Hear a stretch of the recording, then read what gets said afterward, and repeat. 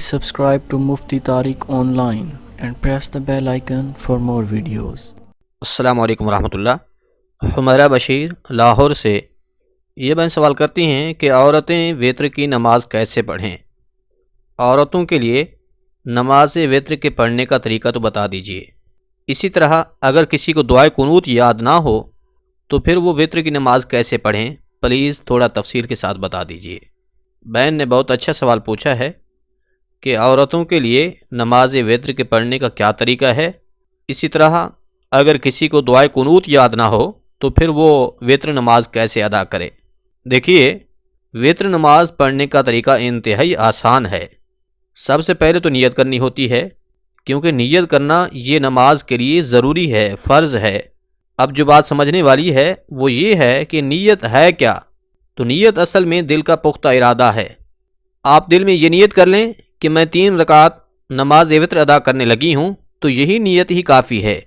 اگر زبان سے نیت کرنا چاہ رہے ہیں تو پھر اس طرح سے کریں گے کہ میں نیت کرتی ہوں 3 رکعت وتر نماز کی واسطے اللہ تبارک و تعالی کے منہ میرا قبلہ کی طرف، اللہ اکبر۔ اب نیت کر لینے کے بعد تکبیر تحریمہ کہہ کر نماز شروع کر دینی ہے، یعنی کہ جب اللہ اکبر کہہ لیا ہے تو اس کے بعد ہاتھ باندھ لیں۔ پھر سب سے پہلے ثنا، یعنی کہ سبحانک اللہم و بحمدک، یہ مکمل پڑھیں۔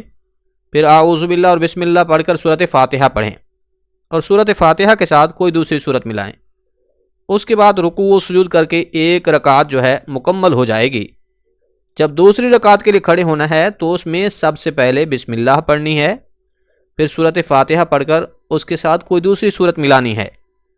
اس کے بعد رکوع و سجود کر کے التحیات کے لیے بیٹھ جائیں۔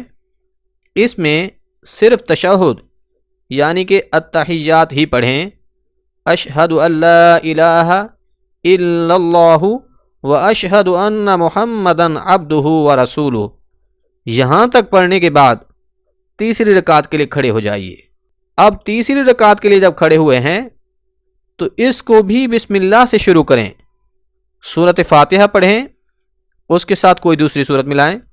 اب تیسری رکعت میں جب آپ نے سورۃ فاتحہ بھی پڑھ لی، اس کے ساتھ کوئی دوسری سورت بھی ملا لی، اس کے بعد اب تکبیر قنوت کہیں، یعنی کہ ہاتھوں کو بلند کر کے اللہ اکبر کہہ کر دوبارہ سے ہاتھ باندھ لیں۔ اس کے بعد اب دعائے قنوت پڑھیں۔ لیکن اگر کسی کو دعائے قنوت یاد نہیں ہے تو پھر اس کے لیے حکم یہ ہے کہ جتنا جلدی ہو سکے وہ دعائے قنوت ہی کو یاد کرے، مگر جب تک دعائے قنوت یاد نہیں ہوتی تو پھر اس کی جگہ یہ دعا بھی پڑھ سکتے ہیں، اللہم اغفر لی، اللہم اغفر لی، اللہم اغفر لی، 3 مرتبہ یہ دعا پڑھ کر رکوع میں چلے جائیں۔ اس کے بعد دونوں سجدے کر کے التحیات کے لیے بیٹھ جائیں۔